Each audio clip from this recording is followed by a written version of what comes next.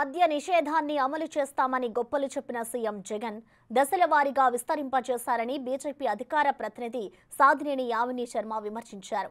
ఎన్నికల కోడ్ అమల్లోకి వచ్చాక అధికారులను స్వప్రయోజనాల కోసం వాడుకుంటూ ప్రతిపక్షాలపై ఫిర్యాదులు చేయిస్తున్నారని ఆరోపించారు. ప్రధాని మోడీ చిలకలూరిపేట సభకు సరైన భద్రత కల్పించని సీఎం తాను సొంత జిల్లాలో పర్యటించేందుకు 13 బలగాల పోలీసులను వినియోగించుకోవడం సిగ్గుచేటన్నారు. తప్పులు చేసుకుంటూ మళ్ళీ దాన్ని కప్పిపుచ్చుకోవడం కోసం అని చెప్పని తిరిగి రాజకీయ పార్టీలపైన పత్రికలపైన నిందలు వేయడము, వారిపైన కంప్లైంట్ ఇవ్వడము నిజంగా బాధాకరం. దీన్ని బట్టే అర్థమవుతుంది ఈ రాష్ట్రంలో ఉన్నటువంటి ప్రభుత్వ వ్యవస్థల్ని ఏ విధంగా వైఎస్ఆర్సీపీ పార్టీ తమ చెప్పు చేతుల్లో పెట్టుకొని కొంతమంది అధికారులను ఆ విధంగా తమకు నచ్చినట్టుగా పని చేయించుకుంటున్నారు.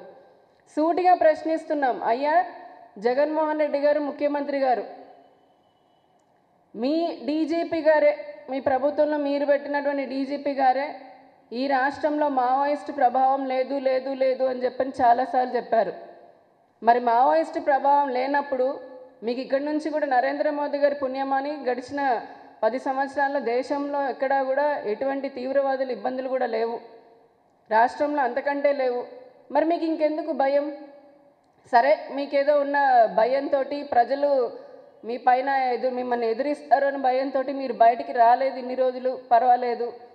కానీ ఇప్పుడైనా ప్రచారానికని సొంత జిల్లా కడపకి వెళ్ళినప్పుడు 13 బలగాలని, పోలీస్ బలగాలని మీరు ఏర్పాటు చేసుకున్నారు.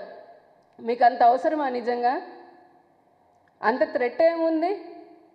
అంత విపరీతంగా పోలీసులు బలగాలను పెట్టుకోవాల్సిన అవసరం ఏముంది?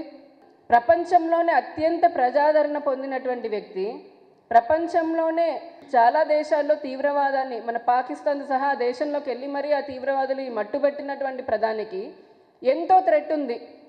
అటువంటి ప్రధాని చిలకలూరిపేట సభకు వస్తే మీరు ఇచ్చినటువంటి 5 బలగాలు అంటే ఏం జరుగుతుంది?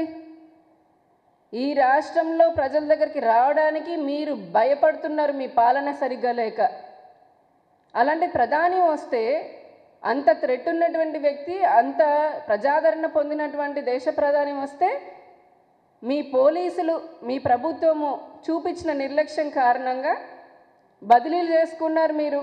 ఒక పక్క వాతావరణ శాఖనేమో ఎండలు మండిపోతున్నాయి, వృద్ధులు చిన్నపిల్లలు బయటికి రావద్దు అని పదే పదే హెచ్చరిస్తూ ఉంది.